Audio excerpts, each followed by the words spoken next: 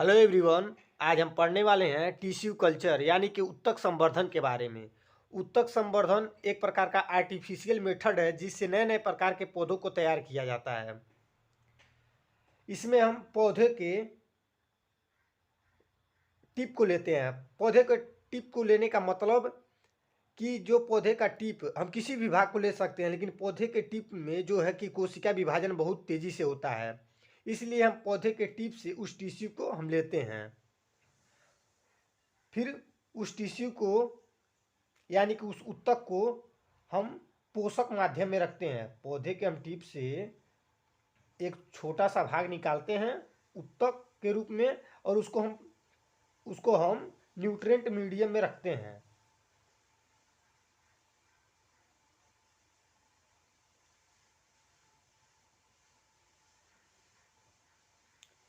पौधे के वृद्धि कर रहे टिप से हम एक टिश्यू को लेते हैं, उसको न्यूट्रिएंट मीडियम में रखते हैं। यह न्यूट्रिएंट मीडियम अकार्बनिक स्रोत जैसे कि सुक्रोज तथा अकार्बनिक लवण, विटामिन, अमीनो अम्ल तथा वृद्धि नियंत्रक ऑक्सिन, साइटोकाइनिन हो सकता है।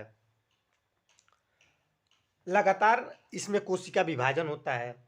इस न्यूट्रिएंट मीडियम में जो हम ऊतक लिए हैं उसमें लगातार कोशिका विभाजन, लगातार सेल डिवीजन के फलस्वरूप वह कोशिकाएं मिलकर एक गुच्छा बना देती हैं जिसे कैलस कहते हैं। लगातार इस ऊतक की कोशिकाओं में लगातार सेल डिवीजन होगा और यह सेल डिवीजन मिलकर एक कैलस के रूप में वृद्धि कर लेंगी।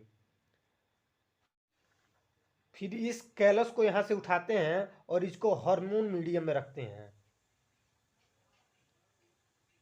इसको हार्मोन मीडियम में रखते हैं।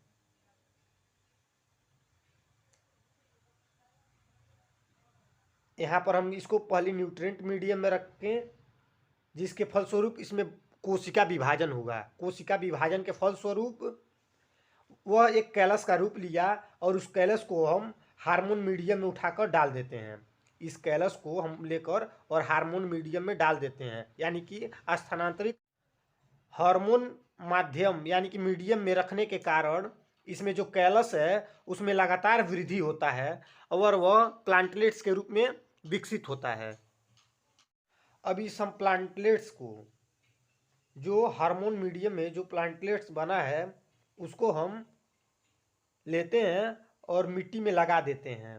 प्लांटलेट्स में वृद्धि होता है और यह नए पौधे के रूप में निर्माण होता है। यही प्लांटलेट्स आगे चल के नए पौधे का निर्माण करता है। सबसे पहले पौधे के वृद्धि कर रहे भाग से, उसके टिप से हम टिश्यू को लेते हैं, उसको न्यूट्रिएंट मीडियम में डालते हैं। उस पौधे के टिश्यू को न्यूट्रिएंट मीडियम में डालते हैं। वह पोषक माध्यम अकार्बनिक स्रोत जैसे कि सुक्रोज तथा अकार्बनिक लवण, विटामिन, अमीनो अम्ल तथा वृद्धि नियंत्रक ऑक्सिन, साइटोकाइनिन हो सकता है। अब वह उस न्यूट्रिएंट मीडियम में लगातार विभाजन करके एक कैलस के रूप में विकसित होता है। यही कैलस के रूप में विकसित होता है। एक कैलस के रूप में विकसित होता है। अब इस कैलस को हम हार्मोन मीडियम में रखते हैं। अब इस कैलस को हार्मोन मीडियम में रखते हैं यानी कि स्थानांतरित कर देते हैं। हार्मोन मीडियम में रखने के कारण इसमें वृद्धि होता है और यह प्लांटलेट्स के रूप में विकसित होता है। हार्मोन मीडियम में रखने के कारण इसमें वृद्धि होता है और यह प्लांटलेट्स के रूप में विकसित होता है। और उस प्लांटलेट्स को हम लेकर और उसको सीधे हम मिट्टी में लगा देते हैं। अब इसको हम मिट्टी में लगा देते हैं और यह नए पौधे के रूप में विकसित होता है। यही है टिश्यू कल्चर यानी कि ऊतक संवर्धन। और हम ऊतक के अध्ययन को बेसिकली हिस्टोलॉजी के रूप में जानते हैं, जैसे कि कोशिका के अध्ययन को साइटोलॉजी कहते हैं, उसी तरह टिश्यू के अध्ययन को यानी कि ऊतक के अध्ययन को हिस्टोलॉजी के अंतर्गत किया जाता है। धन्यवाद।